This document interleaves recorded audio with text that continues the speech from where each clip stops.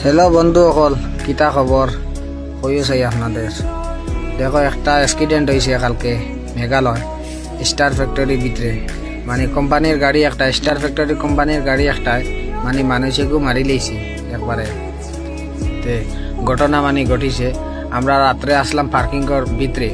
আমরা ঘটনাটা দেখছি মানে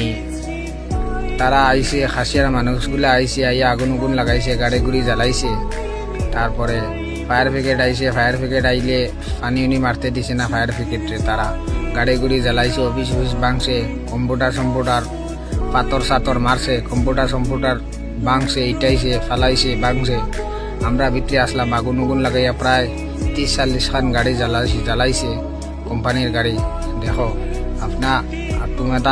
ভিডিওটা দয়া করে লাইক করিও কমেন্ট করিও সাবস্ক্রাইব করিও ফলো করিও।